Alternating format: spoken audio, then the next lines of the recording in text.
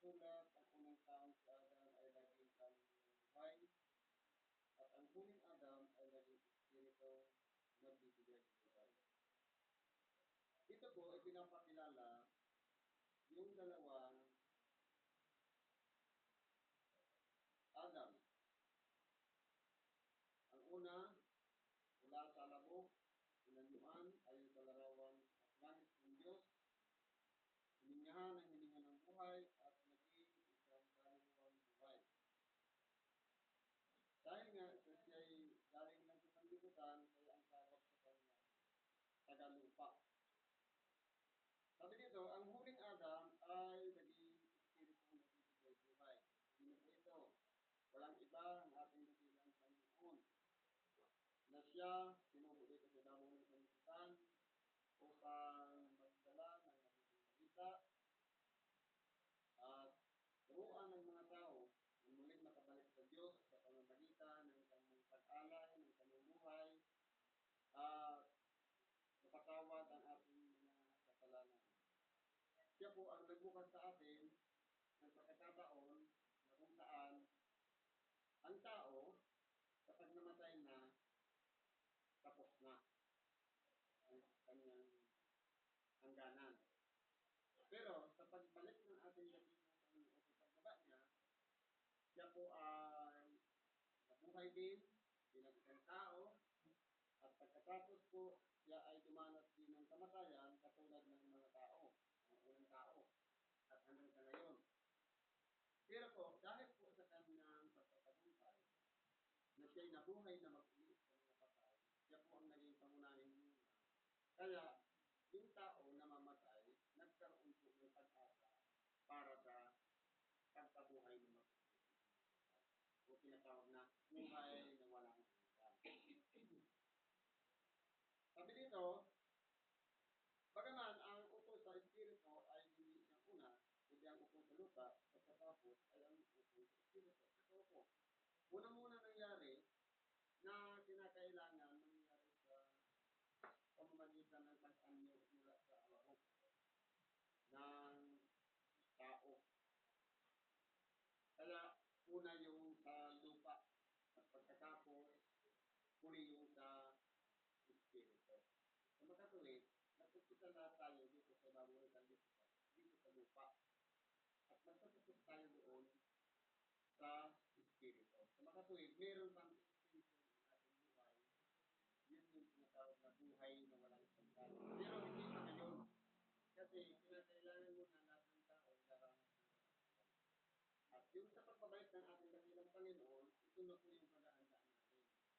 Yung regalo niya sa bawat isa. Eh, tayo po ang gagawa ng sarili nating lakad, ng sarili nating direksyon, kung papunta tayo doon sa buhay na walang hanggan, sa piling ng kaluwalhatian ng Diyos, o buhay na walang hanggan, papunta sa pagkulusan. Tayo po ang gagawa noon. Kaya, nasa atin pong pag-iingat, pagpapasya, at nang din pagpapahalaga sa salita ng Diyos. Nang sa ganon, mapabilang tayo doon sa inihanda ng Diyos sa mga nagsisigawa ayon sa kanyang kalooban. Kaya ang abangan natin yung buhay ng Espiritu. Ang unang tao ay tagalupa, nakupo sa lupa, ang pangalawang tao ay tagalangit. Si Adam, galing lang sa lupa. Ang ating dakilang Panginoon, sinubo lang galing sa langit. Pumasok siya sa sanlibutan, nabuhay, na lang ng Espiritu Santo sa pamamagitan ng kanyang ina.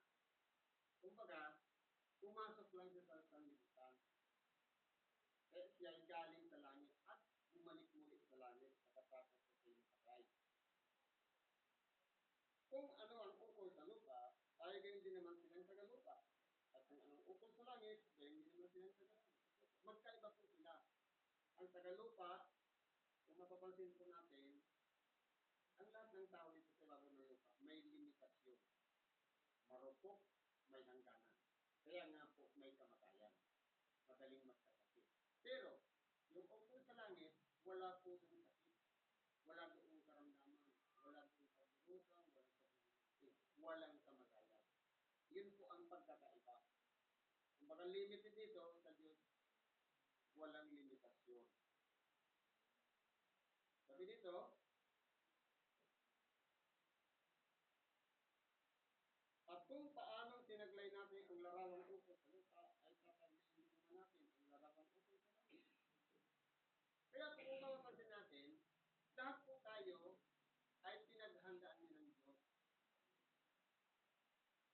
Magtatamo lamang tayo o magtataglay tayo ng larawan ayon sa langit kung tayo po ay iingatan natin ang ating mga sarili na magkalapag o makagawa ng kasalanan o magsalangkang. Pero normal po na nagkakasala ang tao.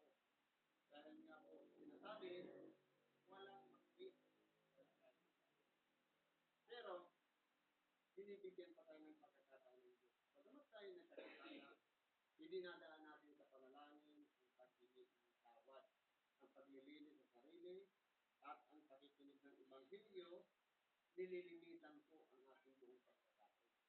Dahil sa bawat pagtanggap natin ng salita ng Diyos, na pagkakanto natin sa ating sarili, mahal tayo ng Diyos. Kaya tayo pinapahasdan, binibigyan ng pagkain, spiritual, ng salita ng Diyos para ituloy tayo.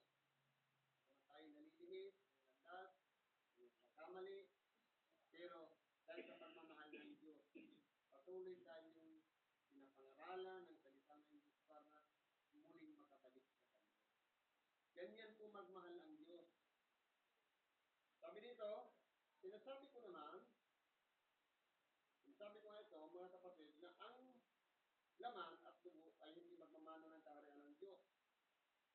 Ni ang kasiraan ay magmamana ng walang kasiraan. Ito po, tayo pong mga nasa ibabaw ng lupa, meron tayong tinatawag na laman at dugo.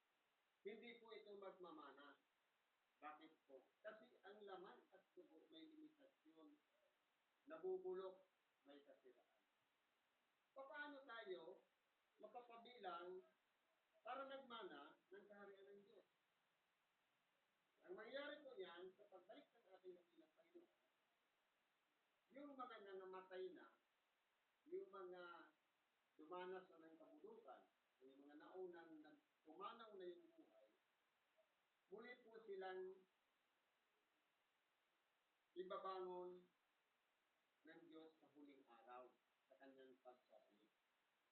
Kumbaga, ang gagawin niya, sabi nga, sa Ezekiel, ang mga ang mga buto, sa mga libis, sa mga parang, sa ilalim ng dagat, sila yung muling pagdulog ng lupunin, at lalagyan ng litid, at lalagyan ng laman, babalutin ng balat, at muli silang hininga ng buhay. Sa makatuwid, mabubuhay muli sila, hindi na katulad ng tao na nasa katawan naman, kundi niluwalhating katawan. At tayo naman ang nabubuhay, kung abutan tayo ng ating dakilang Panginoon, hindi tayo mauuna sa kanila. Hindi sila mauuna sa atin. Sa makatuwid, nag-aantay sila at tayo naman, katulad din, meron ding pag-asa na babaguhin din. Sa makatuwid, sa isang kisap mata, babaguhin tayong lahat, mawawala na po yung katawang galing sa lupa na laman at dugo. Sa makatuwid, pare-parehas na tayong sasalubong sa Diyos bilang mayroong taglay na niluwal ating katawan. Kasi po, hindi talaga magmamana. Kasi may kabulukan po ito, may hangganan, may kasiraan. Ang ibibigay sa atin, ang katawan na walang kasiraan. Sapagkat doon sa kalangitan, wala pong kasiraan. Sabi dito, narito, sinasayang ko sa inyo ang taliwaga, hindi tayong lahat ay mga tutuloy, kulit tayong lahat ay babaguhin. Ito po ang nais ipahati sa atin ni Apostol Pablo. Pwedeng dumating ang ating dakilang Panginoon na mayroong buhay. Isang mata lang, babaguhin na yung kanyang katawan. At hindi rin lahat mamamatay. Hindi, yun nga yung timing. Depende po kasi sa timing ng pagdating ng ating dakilang buhay pa tayo. Kung patay na tayo, kabilang tayo doon sa mga muling ibabangon. At kung tayo naman ay buhay pa, isang mata lang. Babaguhin tayo. magiging pare-parehas na po ang ating katawan, katulad ng katawan ng ating dakilang Panginoon, yung siya'y nagbangon na magtuli sa mga patay. Kaya wala pong nauna sa langit. Sabay-sabay tayo huhukuman, depende sa ating mga gawa. Paano maghuhukuman Diyos? Ipinangangaral ang salita ng Diyos sa lahat, sa buong sanlibutan. Nasa atin na lang po ang pagtanggap. Wala pong pinag-uusapan ditong sikta, denominasyon, reliyon.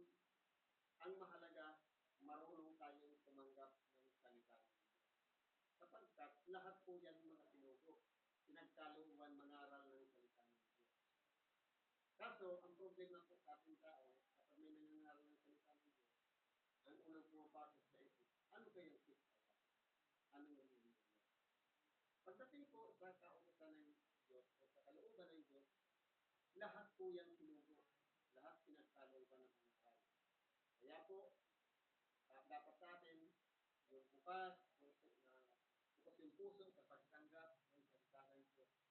Sapagkat lahat yan pinagkalooban ng mangaral. Sapagkat napakalawak ng sanlibutan. Kung isang tao lang ang magiging karapangaral. Kaya kinakailangan lumawak ang sakop. Lumami yung tagapangaral. Hanggang sa makarating sa lahat ng ating sumusunod ng sanlibutan ang salita ng Diyos. Ganun po makapangyarihan ang Diyos.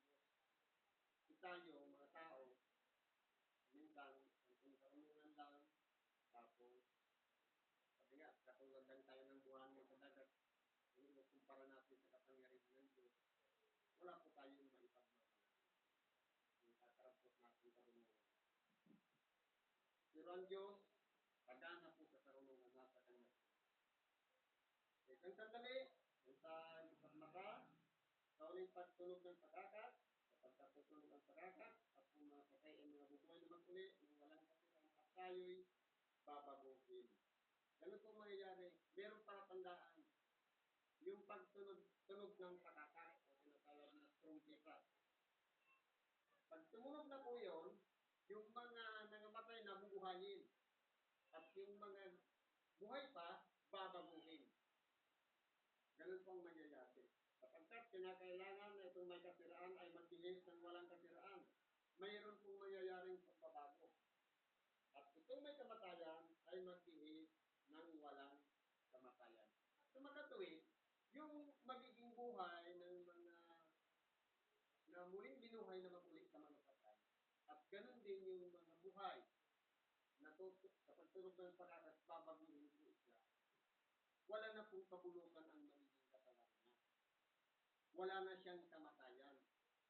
Ibig sabihin, sabi nga, nilamo na ng buhay ang kamatayan. Ang mangyayari po niyan, tuloy-tuloy na yung buhay natin. Kaya yun po yung pag-asa na ibinigay sa atin ng Diyos. Salamat tayo dahil sa kanyang tinubo na bugtong na anak sa makasungit ang ating dakilang Panginoon. Dahil kung hindi siya tinubo, wala nang siyang ang kapulitan. Salamat sa kanya dahil mayroon pang chance na madadama natin, mararamdaman natin kung gaano sa baliktaran ang mabuhay sa kamong lupa na puro sakripisyo, pagdurusa, pagod, puya, pag-indagsis, problema, at kung ano-ano man. Yan po ay dahil may kasiraan. Pero, kung buhay doon sa langit, hindi na po natin naranasan lahat yun. Hindi tayo aalimin ng Diyos, yan magiging pangalaw sa atin at sinakaliwanag. At tayo po ay mabubuhay ayon sa kanyang kapangyarihan at sa kanyang kalooban. Sapagkat, pagka itong may kasiraan ay mabihisan ng walang kasiraan, at itong may kamatayan ay mabihisan ng walang kamatayan, kung magkakayon, mangyari na nila mo ng pagkatagumpay ang kamatayan. Kaya po kung mapapansin natin, ang kamatayan, yan po ay hangganan ng buhay. Kinakailangan maabot natin yung tunay na kahulugan kung bakit tayo isinilang sa labong ng sanlibutan. Bakit isa tayo sa mapalad na pinagbuntis ng ating ina at ipinanganak. Dapat po magkaroon ng taytay yung ating buhay. Na makilala natin mayroong Diyos na makapangyarihan na nagbigay sa atin ng pagkakataong mabuhay dito sa ibabaw ng sanlibutan. Kaya po, kung tayo po ay naturuan, nakarinig ng salita ng Diyos, pahalagahan po natin ang salita ng Diyos. Dahil ito po ang magbubukas ng ating unawa, ng ating pag-iisip, para doon sa inihanda niyang pag-asa. Sa makatuwid bagay, ang buhay ng walang. Kaya po, ang salita ng Diyos, ito po ang nagbubulat sa atin na hindi lang pala ang buhay dapat inasa sa buhay dito sa bago ng Panginoon. Kundi meron pa siyang kasunod, walang iba, itong magiging buhay bilang isang ninuwalhatong katawan na tatanggapin ng bawat isa ayon sa sarili nating mga gawa. Kaya dalawa lang po ang direksyon niya. Buhay na walang hanggan, kung isa sa kaluwalhatian ng Diyos, buhay na walang hanggan, papunta sa pagkakita. Kaya, habang nabubuhay pa tayo, magsisi tayo. Lalong-lalo na yung napahiwalay sa Diyos, lalong-lalo na yung hindi pa nakarinig ng salita ng Diyos. Kaya po, binibigyan pa tayo ng pag-asa, umaba ang buhay, upang sa ganun magpatuloy tayo sa paggawa ng kabutihan, ayon sa kalooban ng Diyos. Hanggang dito po, salamat po sa Diyos at anumang ating mga kahilingan, kailangan ipagkatiwala sa Diyos. Sa ngalan